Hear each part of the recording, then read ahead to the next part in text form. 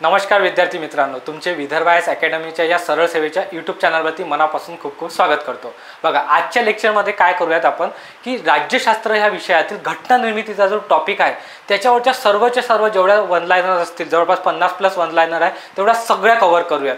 सरळ सेवेला वारंवार याच्यावर प्रश्न विचारला जातो की संविधान सभा कधी सुरुवात झाली, त्याचे पहिले अध्यक्ष कोण होते, उपाध्यक्ष कोण होते, त्याच्यानंतर संविधानामध्ये किती कलम आहे, अनुसूच्या किती आहेत, सर्वच्या सर्व जेवढ्याही ह्या घटना निर्मिती रिलेटेड जेवढे टॉपिक्स असतील ना, सगळे वन लाइनर स्वरूपात बघूयात, जेणेकरून तुमचा काय होईल, कोणताही प्रश्न आला तर आरामात टॅकल होईल। इव्हन सरळ सेवा काय संयुक्त गटक परीक्षेसुद्धा हा टॉपिक महत्त्वाचा आहे। म्हणजे MPSC जेव्हा केव्हा कंडक्ट करेल आपली सरळ सेवा, त्याच्यासाठी पण हा टॉपिक तुमचा सगळा कव्हर होणार आहे। बघा, वन बाय वन सगळ्या गोष्टी करूयात। फक्त तुम्ही एक काम करा, एक लेक्चर हे कॉन्सन्ट्रेशन न बघा, सोबतच एक कोरं पेज घ्या आणि त्या कोरं पेजमध्ये काय करा की आपलं वन लाइनर स्वरूपात मायक्रो नोट्स बनवा। मी जे तुम्हाला आता टॉपिक सांगतोय की शब्द उल्लेख न करता संविधान सभेची मागणी करणारे व्यक्ती कोण होते, तर मग त्या व्यक्तीचं बरोबर प्रॉपर वन लाइनर स्वरूपात तुम्ही डेटा स्टोअर करून ठेवा। आणि अशा पद्धतीने जर तुम्ही एका कागदावर लिहून ठेवलं आणि ते तेवढ्याच डेटा, म्हणजे बघा आपण असेच लेक्चर टाकत जाऊया यूट्यूब चॅनलवरती आणि तुमच्या असेच एक पेज तुमच्या नोट्समध्ये ॲडिशन होते। एक फाईल करा आणि त्याच्यामध्ये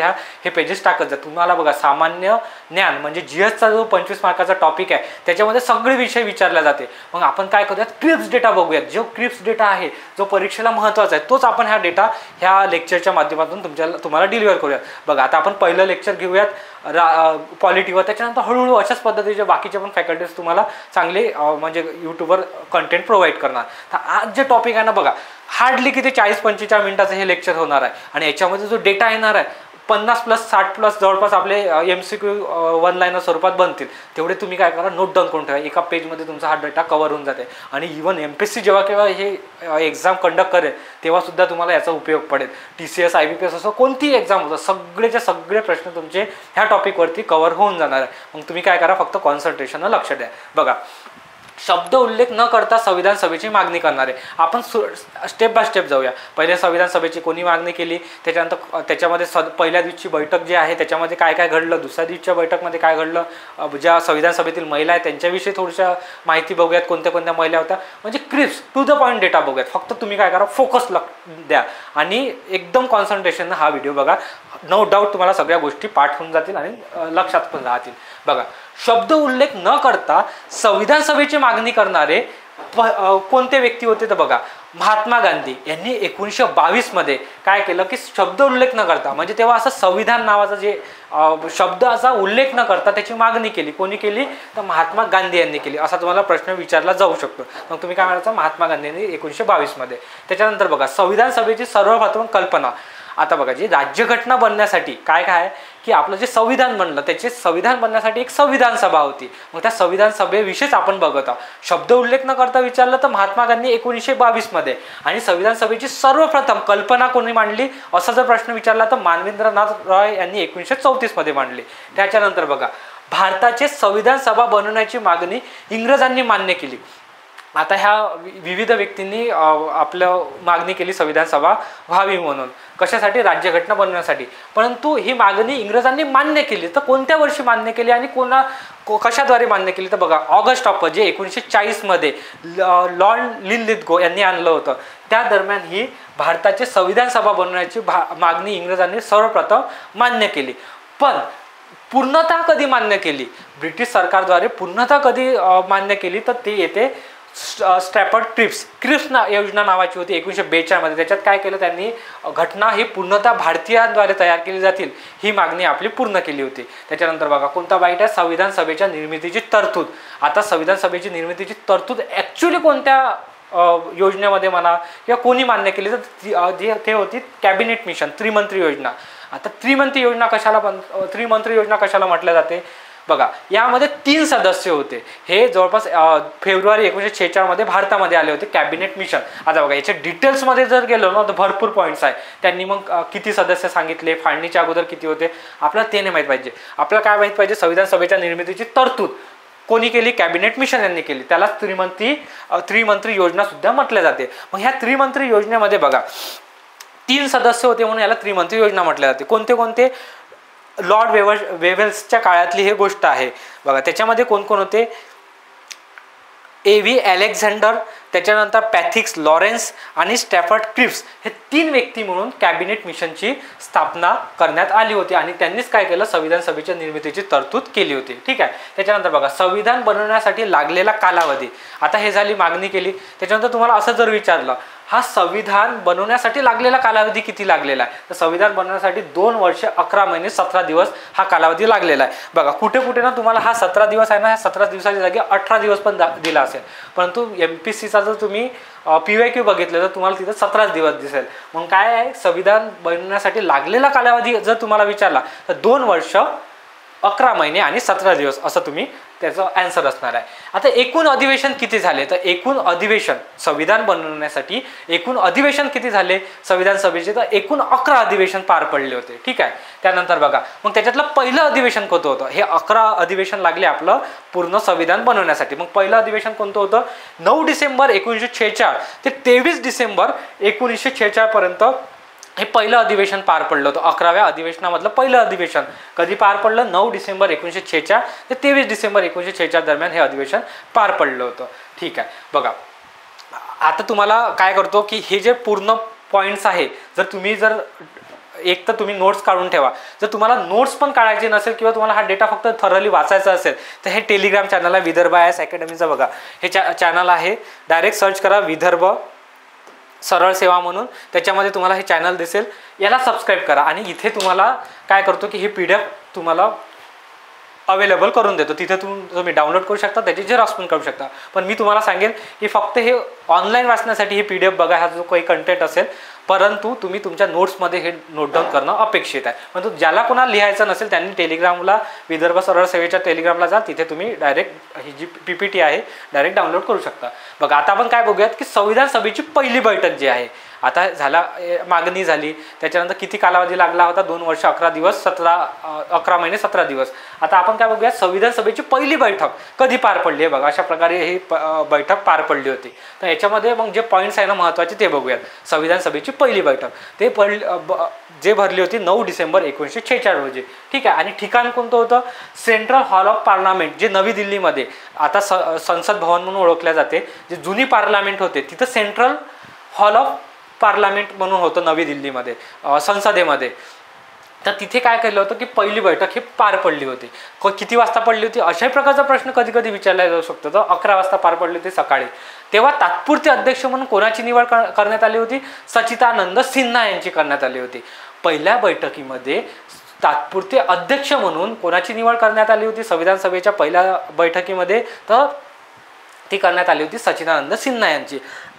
ठीक आहे. तर कोणत्या देशाच्या पद्धतीद्वारे ही निवड केली होती, तर फ्रान्स देशाची जी पद्धत होती, कशा पद्धतीने निवडल्या जाते त्याच्याहून ज्येष्ठतम जे सदस्य होते त्या संविधान सभेमधले त्यांची निवड ही करण्यात आली होती. मग कोण होते, ते सच्चिदानंद सिन्हा यांचे तात्पुरते अध्यक्ष म्हणून करण्यात आले होते. मग तात्पुरते उपाध्यक्ष कोण होते, फ्रँक अँथनी होते. कोण, फ्रँक अँथनी यांची तात्पुरते उपाध्यक्ष म्हणून निवड करण्यात आली होती. बघा आता तात्पुरते अध्यक्ष जे सच्चिदानंद सिन्हा आहे ना, तुम्हाला याच्या अजून एक प्रश्न विचारला जाऊ शकतो की याची शिफारस कोण केली होती, त्याची शिफारस केली होती JB कृपलानी यांनी. हा एक पॉईंट तुम्ही एक्स्ट्रामध्ये नोट डाऊन करून ठेवा.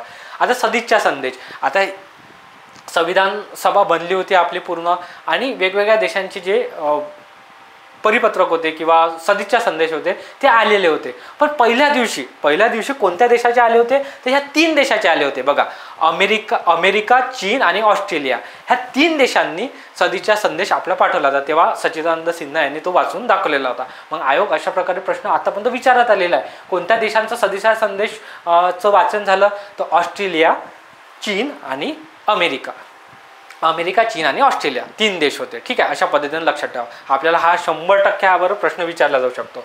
मग हजर सदस्य किती होते, पहिल्या बैठकीला संविधान सभेच्या पहिल्या बैठकीला किती जण हजर होते, तर 211 जण हजर होते आणि त्याच्यामध्ये किती होते, 9 महिलांचा समावेश होता. तर हा पॉईंट तुम्ही लक्षात ठेवणं अशा पद्धतीनं अपेक्षित आहे. तुम्हाला कुठे 207 पण आकडा दाखवला जाईल, परंतु आपण आयोगाच्या हिशोबाने जाऊयात. काय, 211 किती सदस्य होते पहिल्या बैठकीमध्ये, तर 211 जण हे हजर होते. ठीक आहे, संविधान सभेची जी दुसरी बैठक पार पडली त्याच्यामध्ये काय काय घडलं आणि कोणत्या दिवशी पडली? बघा 9 डिसेंबर सोडून एक दिवस झाल्यानंतर 11 डिसेंबरला दुसरी बैठक पार पडली आणि त्याच्यामध्ये काय केलं की जे अध्यक्ष होते, परमनंट अध्यक्ष होते, त्यांची निवड करण्यात आली. कोण? तर राजेंद्र प्रसाद यांची निवड करण्यात आली. ठीक आहे, मग उपाध्यक्ष म्हणून S.C. मुखर्जी यांची निवड झाली आणि घटनात्मक सल्लागार, आपल्या भारतीय राज्यघटनेचे जे घटनात्मक सल्लागार आहे ते कोण निवडून आले? Sir B.N. राव यांची निवड करण्यात आली. उद्देश पत्रिका बघा, आता उद्देश पत्रिका काय आहे? जी प्रिएम्बल बनलेलं आहे ना आपलं, जी प्रस्तावना बनली आहे राज्यघटनेची, ते कशावरून बनली? तर उद्देश पत्रिकावरून बनली. मग ह्या उद्देश पत्रिकेचा आपल्याला 3 बाईट्स महत्त्वाचे आहे. कोणाद्वारे? तर पंडित जवाहरलाल नेहरू यांच्याद्वारे. आणि कोणत्या दिवशी मांडण्यात आली होती उद्देश पत्रिका? तर ती मांडण्यात आली होती 13 डिसेंबर 1946 मध्ये. ठीक आहे, उद्देश पत्रिकेस मंजुरी कोणत्या दिवसात मिळाली? ती मंजुरी मिळाली 22 जानेवारी 1947 मध्ये. बघा, आयोग वारंवार अशा पद्धतीने प्रश्न विचारण्याचा ट्रेंड होता. मग आपण काय करूयात? 1 स्टेप फॉरवर्ड राहूयात. जेव्हा केव्हा MPSC नोटिफिकेशन काढेल सरळ सेवेचं, तेव्हा काढेल, आपण त्याच्यासाठी प्रिपेअर राहू. पण MPSCचा जो माइंडसेट आहे त्या माइंडसेटनं आपण काय करूयात की 1 लाइनर आतापासूनच याची तयारी करणं सुरू करून देऊयात. मग अशा पद्धतीनं जो डेटा आहे तुम्ही काय करणं अपेक्षित आहे? पाठ करणं अपेक्षित आहे, लिहून ठेवणं अपेक्षित आहे, वारंवार वाचणे अपेक्षित आहे. ठीक आहे, बघा उद्देश पत्रिका. जर तुम्हाला असं विचारलं की भारताचे राज्यघटनेची प्रस्तावना ही कशावरून बनली आहे? तर हे उद्देश पत्रिकावरून बनलेली आहे. मग ती उद्देश पत्रिका संविधान सभेमध्ये कोणी मांडली होती? पंडित जवाहरलाल नेहरू यांनी मांडली होती. ठीक आहे, कोणत्या दिवशी मांडण्यात आली होती? तर 13 डिसेंबर 1946 रोजी मांडण्यात आली होती. उद्देश पत्रिकेस मंजुरी कधी भेटली? तर 22 जानेवारी 1947 रोजी संविधान सभेने याला मान्यता दिली. आता बघा, सर्वात महत्त्वाचा पॉईंट म्हणजे संविधान सभेमध्ये सर्वात महत्त्वाचा पॉईंट म्हणजे मसुदा समिती. आता ड्राफ्टिंग कमिटी त्याला इंग्लिशमध्ये म्हटलं जाते. मग त्याच्याविषयी जे पॉईंट्स आहेत ते बघूयात. याची स्थापना कधी झाली? म्हणजे मसुदा समितीची जे आहे स्थापना म्हणजे कोणत्या दिवशी या समितीला स्थापन करण्यात आलं? ते 29 ऑगस्ट 1947 रोजी स्थापन करण्यात आलं. आणि पहिला मसुदा, याचा जो पहिला मसुदा हा फेब्रुवारी 1948 मध्ये देण्यात आला आणि अंतिम मसुदा 4 नोव्हेंबर 1948 मध्ये. आणि घटना स्वीकृत कधी केली? बघा, याच्यातल्या 2 तारखा महत्त्वाच्या आहे. एक स्थापना मसुदा समितीची 29 ऑगस्ट 1947. पहिला मसुदा तर ठीक आहे, पण अंतिम मसुदा 4 नोव्हेंबर 1948 रोजी देण्यात आला. आणि घटना स्वीकृत कधी झाली म्हणजे याचं पूर्ण स्ट्रक्चर जे कंप्लीट कधी झालं? तर 26 नोव्हेंबर 1949 रोजी घटना ही स्वीकृत झाली. आता बघा, मसुदा समिती कशाच्या रिलेटेड आहे? हे संविधानाच्या रिलेटेड आहे. आणि याचे अध्यक्ष कोण होते? त्याचे अध्यक्ष होते डॉक्टर B.R. आंबेडकर. बाबासाहेब आंबेडकर हे मसुदा समितीचे अध्यक्ष होते. बघा, इथे जो पॉईंट आहे ना सर्वात महत्त्वाचे आहे, जे भारतीय राज्यघटनेचे शिल्पकार म्हणून आपण ज्यांना ओळखतो डॉक्टर बाबासाहेब आंबेडकर यांचं अमूल्य योगदान हे घटनेमध्ये आहे. त्यांनी दिलेला श्रम, त्यांची बुद्धिमत्ता सर्व त्यांनी ह्या घटनेमध्ये ओतून टाकलेलं आहे. ते कशाच्या माध्यमातून? बघा, मसुदा समितीचे जे अध्यक्ष होते, बरोबर, ड्राफ्टिंग कमिटीचे, तर ह्या प्रोसेस थ्रूच त्यांनी सर्व जी आपली घटना आहे ती बनवलेली आहे. ठीक आहे, त्याच्यामध्ये सदस्य कोण कोण होते? बघा, बाबासाहेब आंबेडकर हे आपले अध्यक्ष होते, त्यांना आपण भारतीय राज्यघटनेचे शिल्पकार म्हटले जाते. बाकीचे जे होते ते सदस्य होते मसुदा समितीमध्ये. गोपालस्वामी अयंगार झाले, अल्लादी अय्यर झाले, त्यानंतर सय्यद सादुल्ला झाले, K.M. मुन्शी झाले. ठीक आहे, आता इथं एक पॉईंट लक्षात ठेवा, N. माधवराव जे आहे हे सदस्य होते आणि T.T. कृष्णमाचारी. परंतु काय झालं होतं की B.L. मित्तर यांच्या जागेवर यांच्या आरोग्याच्या कारणामुळे हे N. माधवराव आले होते. सुरुवातीला B.N. मित्तरच होते, त्याच्यानंतर D.P. खेतान यांच्या जागेवर, यांची मृत्यू झाली होती, त्यांच्या जागेवर T.T. कृष्णमाचारी आले होते. ठीक आहे, आता बघा, आयोग कशा प्रकारे प्रश्न विचारत होता आतापर्यंत आणि सरळ सेवेला कशा पद्धतीचा प्रश्न येऊ शकतो? तुम्हाला असं विचारलं जाऊ शकते, मसुदा समितीमध्ये आरोग्याच्या कारणामुळे कोणत्या व्यक्तीने हा राजीनामा दिला होता? ते होते B.L. मित्तर यांनी राजीनामा दिला आरोग्याच्या कारणामुळे. मग त्याच्या जागी N. माधवराव आले. दुसरा प्रश्न असा बनतो, D.P. खेतान म्हणजे मृत्यूच्या कारणामुळे मसुदा समितीचं जे आहे सदस्यत्व कोणी खाली झालं होतं मसुदा समितीचं, तर मग ते होतं D.P. खेतान हे. कोणाच्या जागेवर आले मग त्याच्या जागेवर कोण आले, टी कृष्णमाचारी आले. ठीक आहे. तर अशा पद्धतीनं तुम्ही पॉईंट्स हे मसुदा समितीचे लक्षात ठेवा. याची स्थापना बघितली आपण, कधी बघितली, 29 ऑगस्ट 1947 रोजी. याचा अंतिम मसुदा 4 नोव्हेंबर 1948 रोजी. ठीक आहे. 4 नोव्हेंबर 1948 रोजी. बघा, स्थापना 47ची आहे पण अंतिम मसुदा 4 नोव्हेंबर 48चा आहे. आणि 26 नोव्हेंबर 1949 रोजी ही घटना आपली स्वीकृत झाली, हे सगळ्यांना माहीत आहे. बघा, हे जे 7 सदस्य होते हे मसुदा समितीचे सदस्य होते. समजा त्या फोटोमध्ये तुम्हाला दाखवले. 2-3 क्वेश्चन इथे तयार होतात. एक, स्थापना 29 ऑगस्ट 1947, अंतिम मसुदा 4 नोव्हेंबर 1948 मसुदा समितीचा. आणि स्वीकृत कधी झाली घटना, 26 नोव्हेंबर 1949 रोजी. आणि या मसुदा समितीचे एकूण सदस्य किती होते, 7 होते. त्याच्यामध्ये अध्यक्ष हे आपले डॉक्टर बाबासाहेब आंबेडकर होते. आणि बाकी तुम्हाला जे उरलेले 6 सदस्य सांगितलेले आहे. त्याच्या व्यतिरिक्त बघा, संविधान सभेची शेवटची बैठक कोणत्या दिवशी पार पडली, तर 24 जानेवारी 1950 रोजी पार पडली. आणि राष्ट्रगीत स्वीकृती जनगण मन हे कोण गायन केलं होतं, तर पौर्णिमा बॅनर्जी यांनी त्या दिवशी गायन केलं होतं. राष्ट्रगान जर विचारलं ते माहिती आहे तुम्हाला, वंदे मातरम, ती कोणी गायलं होतं, तर पंडित लक्ष्मीकांत मैत्र यांनी गायलं होतं. आणि भारताचे पहिले राष्ट्रपती हे घोषित करण्यात आले होते कोणत्या दिवशी, 24 जानेवारी 1950 रोजी डॉक्टर राजेंद्र प्रसाद यांच्याद्वारे. ज्या दिवशी जे तात्कालिकरित्या आपलं राज्यघटना लागू झाली 26 जानेवारी 1950 रोजी, त्याच्या 2 दिवसा अगोदर म्हणजे 24 जानेवारी रोजी संविधान सभेची ही शेवटची बैठक पार पडली होती. हे गोष्ट लक्षात ठेवा. आणि या दिवशी बघा, आता हा ब्लर दिसत असेल तुम्हाला फोटो, पण हा त्या दिवसचा फोटो आहे, 24 जानेवारी 1950च्या दिवसचा, शेवटच्या बैठकीच्या दिवसचा. तर याच दिवशी बघा, 24 जानेवारी 1950 दिवशीच जे राज्यघटना आहे त्याच्यामध्ये सह्या करण्यात आल्या, जेवढे संविधान सभेचे सदस्य होते. मग त्या उपस्थित व सह्या केलेल्या सदस्यांची संख्या किती आहे राज्यघटनेवर, तर ते आहे 284. ठीक आहे. हे बघा, अशा पद्धतीने पंडित जवाहरलाल नेहरू सही करत आहे, सरदार वल्लभभाई पटेल आहे आणि इतर सदस्य सुद्धा आहे. ठीक आहे. ऐतिहासिक हा काल होता. काळ म्हणजे एक फोटो आहेत. त्याच्यानंतर बघा, हे पहा, मी तुमच्यासाठी फोटो पण आणलेला आहे. आता अशा पद्धतीनं सह्या करण्यात आलेल्या होत्या. मग सर हा फोटो आणला, ठीक आहे, बघितला, पण याच्यात तुमचा अजून कंटेंट लपलेला आहे. कशा पद्धतीने कंटेंट लपलेला आहे बघा. तुम्हाला एक विचारला जाऊ शकतो, शेवटची बैठक 24 जानेवारी 1950 झाली, त्या दिवशी हजर किती होते, 284 जण होते आणि तेवढ्याच 284 जणांनी सह्या केल्या. ठीक आहे सर, पण त्याच्यामध्ये पहिली सही कोण केली, अशा पद्धतीचा आयोगाने प्रश्न विचारला. मग आपल्याला सरळ सेवेमध्ये पण अशा पद्धतीचा प्रश्न विचारला जाऊ शकतो. तर पहिली सही कोण केली, तर हे जवाहरलाल नेहरू यांनी केली. ठीक आहे. बघा, जवाहरलाल नेहरू यांची सही आहे. ठीक आहे. आणि शेवटची सही, आता मी शेवटचं पेज दिलं, बाकीचे स्किप केले आणि डायरेक्ट शेवटचं दिलं.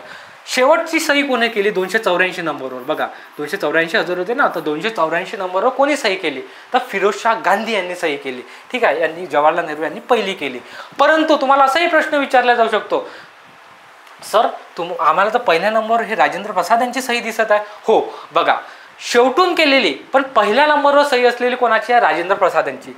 सर हे कन्सेप्ट काय लक्षात येत नाही आहे. सिंपल सांगतो, एक जे आपलं राज्यघटना होतं त्याच्या सह्या करायच्या होत्या. सर्वप्रथम आपल्या जवाहरलाल नेहरू यांनी सही केली, त्याच्यानंतर बाकीच्या सदस्यांनी केली आणि त्याच्यानंतर फिरोजशाह गांधी यांनी सगळ्यात शेवटी केली. ठीक आहे. ते 284 नंबरवर.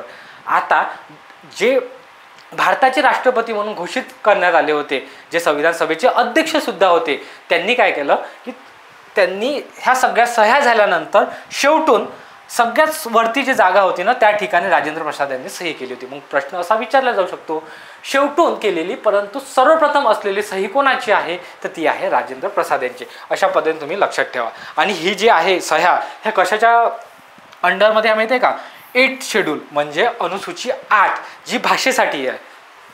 ही जी अनुसूची आहे ना राज्यघटनेमधली अनुसूची 8, हे याच्यामध्ये ज्या संविधानाच्या अधिकृत भाषा दिलेल्या आहे. सुरुवातीला 14 भाषा होत्या, आता त्याच्यात मग घटनादुरुस्ती होऊन 22 भाषा झालेल्या आहे. मग हे डिटेल मी तुम्हाला काय जेव्हा अनुसूची शिकवेल त्याच्यामध्ये सांगणारच आहे. फक्त एवढं लक्षात ठेवा, ज्या ह्या सह्या करण्यात आलेल्या होत्या ह्या 8 शेड्यूल म्हणजे अनुसूची 8च्या खाली जे स्पेस होतं त्याच्यामध्ये ह्या सह्या करण्यात आलेल्या होत्या. ठीक आहे. अशा पद्धतीने तुम्ही लक्षात ठेवा.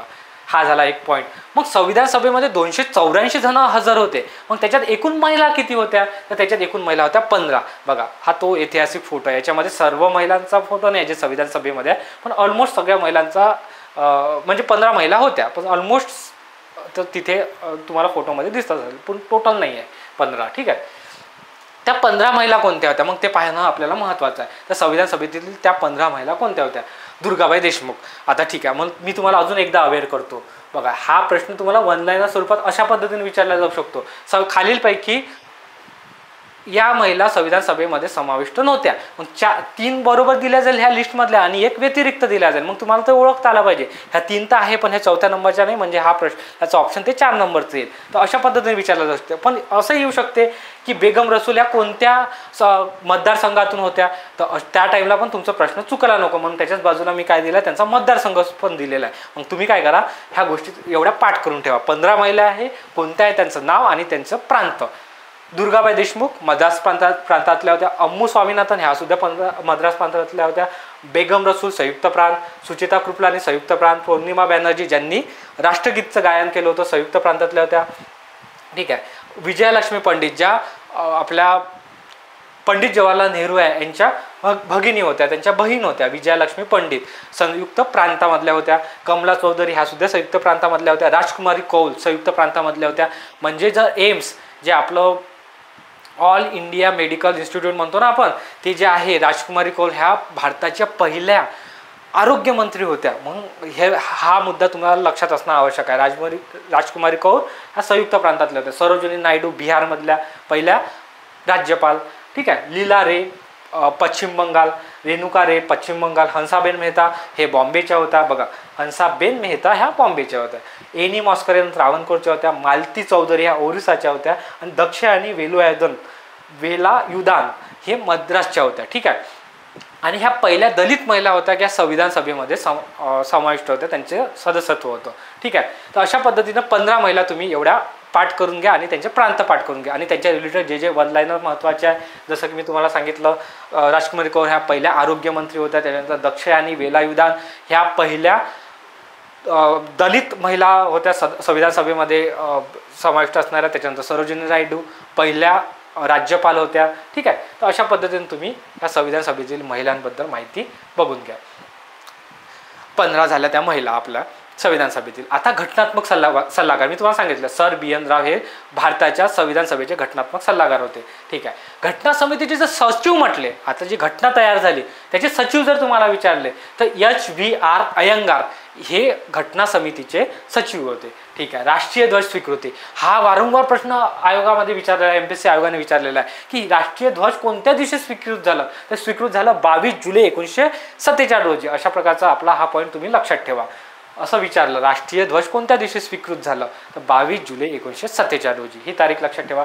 कायदे मंडळाचे अध्यक्ष बघा, एक आपले अध्यक्ष होते राजेंद्र प्रसाद, जे जेव्हा घटना समितीचं काम राहत होतं, जेव्हा राज्यघटना निर्माण करण्याचं काम त्याच्यावर चर्चा करण्याचं काम राहत होतं, तेव्हा हे राजेंद्र प्रसाद आपल्या अध्यक्ष राहत होते. पण जेव्हा कायदे मंडळ म्हणजे जेव्हा कायदे करण्याचं काम पडत होतं त्या संविधान सभेमध्ये 1952 पर्यंत आपली ती सभा राहिली, संविधान सभा अस्तित्वात होती, जोपर्यंत आपली पहिली निवडणूक पार पडली नाही तोपर्यंत कायदे मंडळाचे जर अध्यक्ष विचारले तर GV मावळणकर तुम्हाला मारावं लागेल. ठीक आहे. GV मावळणकर. त्याच्यानंतर बघा, निशाणी काय होती, आपल्या भारतीय राज्यघटनेची निशाणी काय होती, तर निशाणी होती हत्ती होती. अशा प्रकारे तेव्हा सिम्बॉल होता आपल्या भारतीय राज्यघटनेचा. ठीक आहे. त्याच्यानंतर प्रेम बिहारी नारायण रायजादा यांच्याद्वारे हस्तलिखित राज्यघटना तयार करण्यात आली होती. 2 प्रती तयार करण्यात आल्या होत्या, एक हिंदीमध्ये आणि इंग्रजीमध्ये. आणि जी हिंदीवाली प्रत होती त्याचं पूर्ण हस्तलेखन हे प्रेम बिहारी नारायण रायजादा यांनी केलेलं होतं. हा पॉईंट तुम्ही लक्षात ठेवा. त्याच्यानंतर प्रस्तावना हस्तलिखित, म्हणजे जी प्रस्तावना होती, प्रिॲम्बल होती, ते पण हस्तलिखित लिहिण्यात आली होती. ते कोणाद्वारे लिहिण्यात आली होती, व्यवहार राम मनोहर सिन्हा यांच्याद्वारे लिहिण्यात आली होती. आणि त्यांचेच एक शिष्य होते, त्यांनी चित्ररूप सजावट केली. कोणी, नंदलाल बोस यांनी केली. आता चित्ररूप सजावट म्हणजे काय, जे संविधान सभेच्या आजूबाजूनं ज्या बॉर्डर्स आहेत, सोबतच आपले जवळपास भारतीय राज्यघटनेमध्ये किती भाग आहे, एकूण 22 भाग आहे, त्याच्यामध्ये कलमा दिलेल्या आहे. ठीक आहे. त्या 22 भागामध्ये पहिलं जे पार्ट आहे ना, पहिला जो पेज असते त्याच्यामध्ये वेगवेगळ्या प्रकारची चित्ररूप सजावट करण्यात आली होती. तर मग अशा प्रकारची होती बघा. भाग 1च्या वरती अशा प्रकारचं म्हणजे हे होतं. त्याच्यानंतर बघा भाग 3 मध्ये ज्यामध्ये आपलं मूलभूत हक्क दिले आहे, त्याच्यात रामाचं म्हणजे ते एक रामायणातला एक सीनचा फोटो होता, गौतम बुद्ध, महावीर बौद्ध, त्याच्यानंतर शिवाजी महाराज, महात्मा गांधी यांचे वेगवेगळ्या भागावर ते फोटो होते. ठीक आहे, मी जेव्हा भाग समजावेल ना तुम्हाला, म्हणजे पहिल्या भागामध्ये काय आहे संविधानाचे नाव आणि क्षेत्र, त्याच्यानंतर भाग 2 मध्ये काय नागरिकत्व आहे, त्यावेळेस मी तुम्हाला हा डेटा पण तुम्हाला सांगेल. एवढा इम्पॉर्टंट नाही, फक्त लक्षात ठेवा. बघा संविधान जे आहे, राज्यघटना जी आहे पहिली मूळ प्रत, त्याच्यामध्ये प्रत्येक याच्यामध्ये अशा प्रकारची चित्ररूप सजावट करण्यात आली होती. एक्स्ट्रा पॉईंट आहे, लक्षात ठेवा फक्त. ठीक आहे, संविधानाची मूळ प्रत कुठे छापली होती, अशा प्रकारचा एकदा सरळ सेवेला प्रश्न आलेला होता. तर ती मूळ प्रत कुठे छापण्यात आली होती, डेहराडूनमध्ये छापण्यात आली होती. ठीक आहे, भारतीय संविधानाच्या हिंदी आणि इंग्रजीत लिहिलेल्या मूळ प्रती काय म्हणते, भारतीय संविधानाच्या हिंदी आणि इंग्रजीत लिहिलेल्या मूळ प्रती भारतीय संसदेतील ग्रंथालयात कोणत्या गॅसमध्ये भरलेल्या विशिष्ट पेटीत ठेवलेल्या आहे. म्हणजे ती जी प्रत आहे ना, आता ओरिजिनलवाली प्रत, ती आता कसं आहे, एवढ्या जुनी प्रत आहे, जवळपास 75 वर्ष झालेलं आहे, ते खराब होऊ नये म्हणून एक वायू आहे, त्या वायूमध्ये ठेवले होते. तो कशामध्ये ठेवली होती, ते हेलियमच्या त्या गॅसमध्ये हे संविधानाची प्रत हे ठेवलेली आहे. अशा प्रकारचाही प्रश्न विचारून झालेला आहे, येऊ शकते तुम्हाला सरळ सेवेमध्ये. पण लक्षात ठेवा, कायदा आणि न्याय मंत्रालयाशी संबंधित वैधानिक विभागाकडून ही जी राज्यघटना ही छापल्या जाते. मग हा पॉईंट तुम्ही लक्षात ठेवा, कायदा आणि न्याय मंत्रालयाशी संबंधित वैधानिक विभागाकडून राज्यघटना ही छापल्या जाते, प्रकाशित केल्या जाते. बघा सोबतच आता हा पॉईंट झाला सगळे वन लाईनर्स, जवळपास आपण 43 वन लाईनर्स बघितलेले आहे. आता कधी कधी काय होते की तुम्हाला भारताच्या घटनेची ठळक वैशिष्ट्ये विचारल्या जाते. मग त्या ठळक वैशिष्ट्य कोणते आहे ते वन लाईनर स्वरूपात तुम्ही फक्त तेवढ्या लक्षात ठेवा. तुम्हाला जर असं विचारलं जाऊ शकते की खालीलपैकी भारताच्या राज्यघटनेचे ठळक वैशिष्ट्य सांगा, किंवा कोणते आहे खालीलपैकी 4 ऑप्शनपैकी, मग तुम्हाला ते मारता आलं पाहिजे. मग त्याच्यातले सगळ्यात महत्त्वाचे पॉईंट्स बघा. सर्वात मोठी लिखित घटना आहे, म्हणजे आतापर्यंत जेवढेही देश असतील त्याच्यात सर्वात मोठी जी राज्यघटना आहे आपली भारताची आहे. त्याच्यानंतर स्वातंत्र्य व एकात्मिक न्यायव्यवस्था आहे, बरोबर.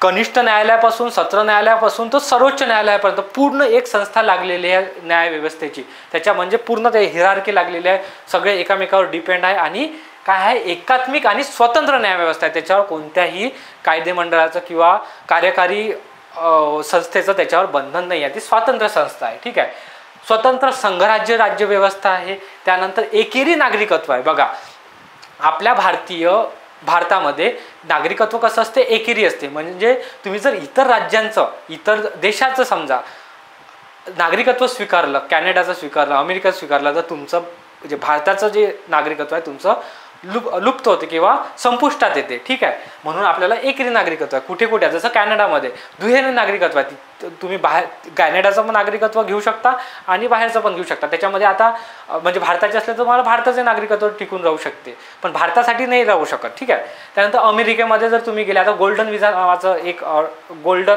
नावाचा एक त्यांनी प्लॅन लॉन्च केलेला आहे. त्याच्यामध्ये कितीतरी $1 मिलियन देऊन तुम्ही डायरेक्ट नागरिकत्व मिळू शकता. पण भारतामध्ये मिळू शकता का, नाही.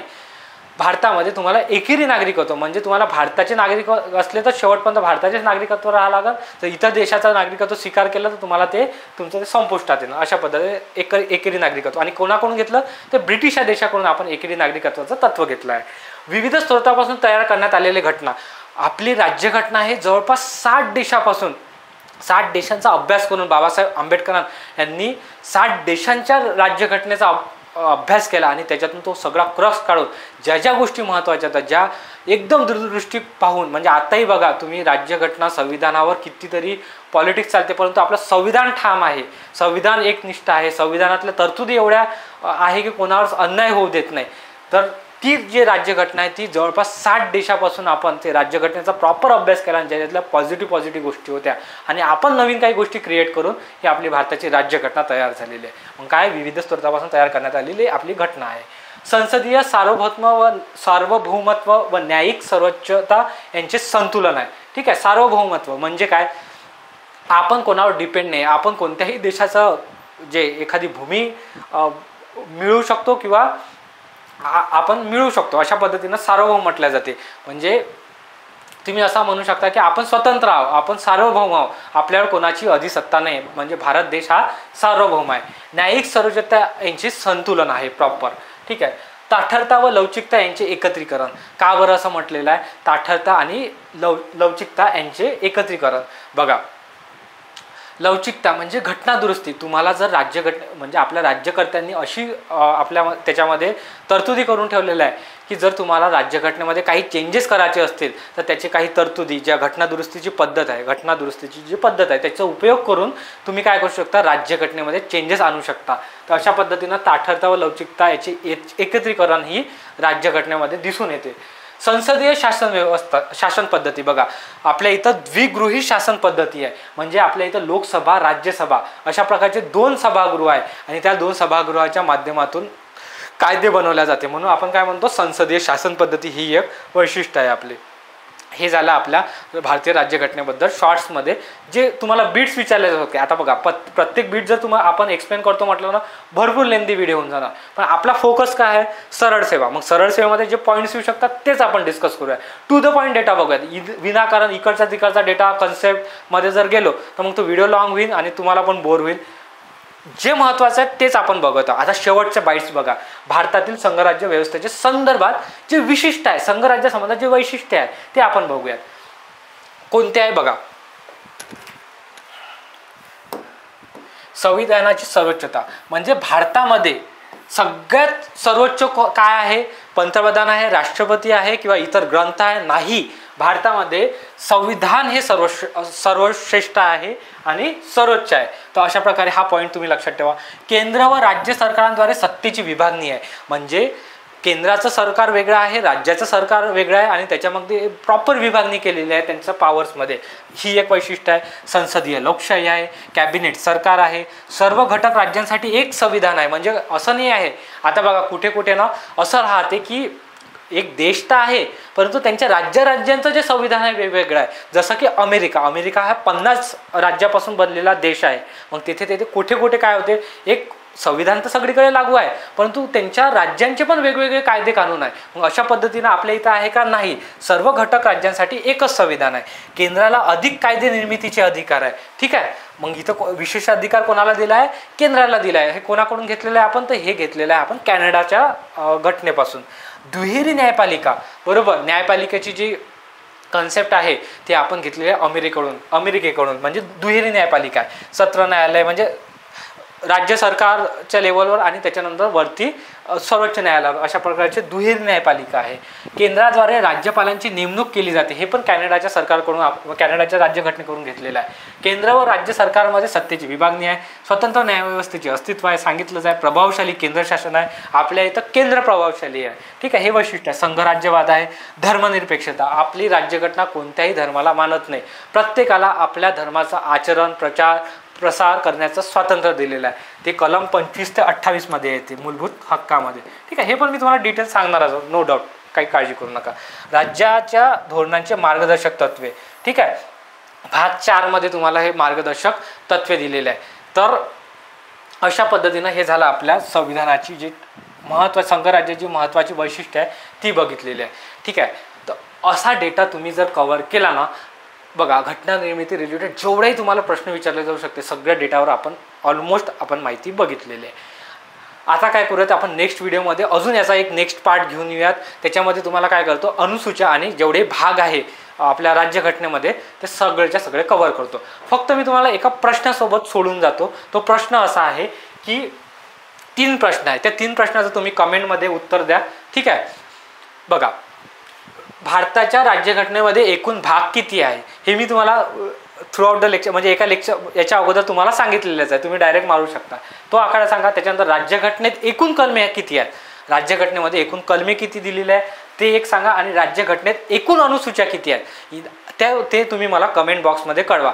आता कमेंट बॉक्समध्ये याच्यासाठी कळवा कारण की तुम्ही लिंक राहिले पाहिजे. आता नेक्स्ट जे लेक्चर राहणार आहे ना आपले, हे एकूण 22 भाग कोणते आहे, त्याच्यामध्ये एकूण कलमा किती, 384 आता तुम्ही सांगा. 300 प्लस आहे. आता मी बोलून दिलो पण 300 किती आहे ते सांगा. त्याच्यानंतर राज्यघटनेमध्ये एकूण अनुसूच्या किती आहे, त्या कोणत्या घटना दुरुस्तीनुसार काही ॲड झालेल्या अनुसूच्या, तर मग त्याच्यासाठी एक सेपरेट व्हिडिओ आणतो आणि त्याच्यात जे 1 लाईनर स्वरूपात तुम्हाला सांगता येते, जोड्या लावायला विचारल्या जाऊ शकते, कशा पद्धतीने विचारल्या जाऊ शकते, सगळा डेटा कव्हर करतो. फक्त कमेंट बॉक्समध्ये ह्या 3 प्रश्नांचं उत्तर तुम्ही नोट डाऊन करा.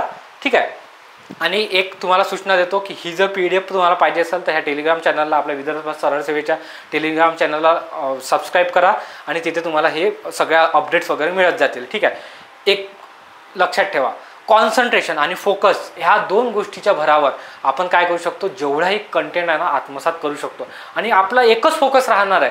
तुम्हाला हे जर व्हिडिओ आवडत असेल, काय करत असेल, तो डिमांड करा की सर आम्हाला हा टॉपिक पाहिजे, तो टॉपिक पाहिजे. 100% सांगतो तो टॉपिक आम्ही ह्या चॅनलवर घेऊन येऊ, तुम्हाला मदत करूयात की समोर जाण्यासाठी जे सरळ सेवेचे विद्यार्थी आहेत तयारी करत आहेत त्यांच्यासाठी. ठीक आहे. तर येथे मी आय थिंक तुमच्यापर्यंत सगळ्याच्या सगळा डेटा पोचला असेल. आपण काय बघितलं की जेही 50+ महत्त्वाच्या वनलाइनर्स होत्या घटना निर्मिती रिलेटेड, त्या सर्वच्या सर्व आपण काय केलेलं आहे, कव्हर केलेलं आहे. ओके. तर मी आशा करतो की तुम्हाला सगळ्या गोष्टी कळल्या असतील आणि तुमचे काही अभिप्राय असतील तर ते मला कळवा. आणि मी तुम्हाला जो प्रश्न दिला आहे तो प्रश्नाचे कमेंट करा. आपण भेटूयात नेक्स्ट व्हिडिओमध्ये. काय घेऊन येऊयात, अनुसूच्या भाग आणि त्याच्यानंतर ज्या कलमा किती आहेत त्याच्याबद्दल थोडीशी डिस्कस करूयात. ठीक आहे. तोपर्यंत मी तुमची रजा घेतो. खूप खूप धन्यवाद.